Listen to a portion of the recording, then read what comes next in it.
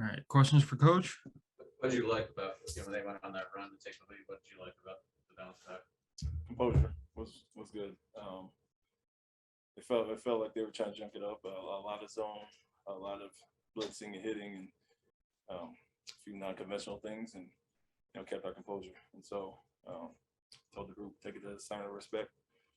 If they're guarding you this way, trying to do some different things to take you out of your rhythm.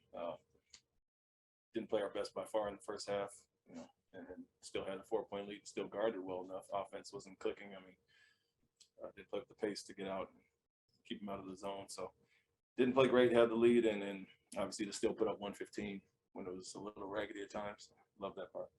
What do you think about when you look out there? Do you feel like these guys now feel like they can almost turn it on when they need to? Like, has this run given them confidence to know that they can take over games? Yeah, and it felt like that more so. Obviously, the scoring is great. 115 on not your best night. Started off poorly from three, but the defensive end is where it really felt like that, where we locked in for a good stretch and end of the third quarter and really kind of pulled away. And so that's what I said to the group at that third quarter break was way to lock in, focus, and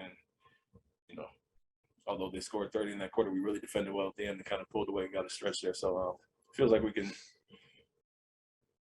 figure it out and really zone in when we need to defensively and go on those runs. And so works both ways, offensively and defensively, but we're really good at times defensively.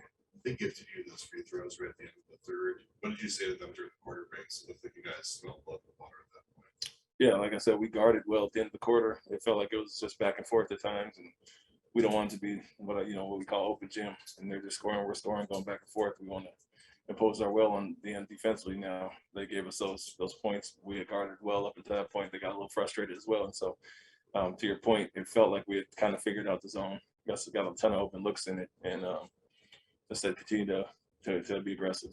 Don't stop penetrating. They're in the zone for a reason. Don't feel like it match up man to man. And so when you have those opportunities, still penetrate, you'll get wide open shots. And we missed some early in the first half. We were 0 for 8 in the first quarter and had about 5-6 wide open looks. So figured those would start to fall, and we got that number to 32% from three. Just continue to stay aggressive against the zone. How much of a luxury is it to have Tatum? You're starting to feel it more often, obviously, more comfortable. Yeah, it's great. I mean, huge. Obviously, we talk about relying on our defense as a team, but to always have a guy you can kind of just go to, put it in his hands, and let him figure it out. Not only the scoring aspect, it's what the attention he draws and the wide open shots he gets for everybody else. But obviously, he's been on a crazy tear right now. He's getting the matchups he wants and getting to the spots he wants and getting the shot he wants. And so that's a huge luxury, obviously, to have one guy that can do that. But everybody else is feeding off him as well. But the supporting cast right now, it's not big night, but like Derrick off the bench, another couple over out, just the balance you're getting from across the roster right now. How much does it make it easier for you just to maneuver night in, night out? Yeah, it's huge. You're seeing the numbers with Jayson, obviously, but everybody else is contributing in their own way. He's making it easy on them. But what I pointed out to the group was Derrick and Marcus, 17 assists, 1 turnover only. So they're doing a great job finding guys, passing up good shots to get great ones for others. And that's what's going to take going forward. Can't rely on one guy, 2 guys to score all the points.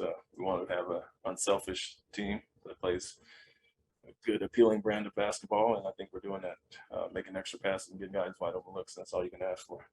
What's been your impression of these road environments that don't really feel that way?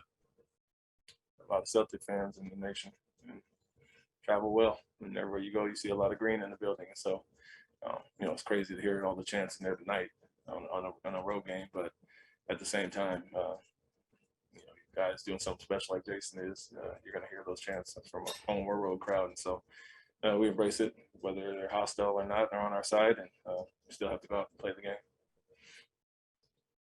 One Zoom question. One Zoom question from Mark Murphy, please. Hi, Ime. You guys seem to be doing so much better against these good pace teams now. What do you think goes into that? Yeah, that being a focal point and knowing how well we guard in the half court. We want to make them beat us in the half court. It's pretty much that simple. 3 out of the last 4 games, Atlanta, Memphis, and tonight were the top 3 transition teams. So that was obviously a focal point tonight. taking care of the ball, getting good shot selection that doesn't, assist them in their transition fast break game. And we did that. We've improved throughout the year in transition in general, so it feels like we're much better as far as that. And to give up only 11 tonight with some of the poor shooting early, that's obviously huge, and make this team have to beat us in half court where we're number one. Great. Thanks, Ime.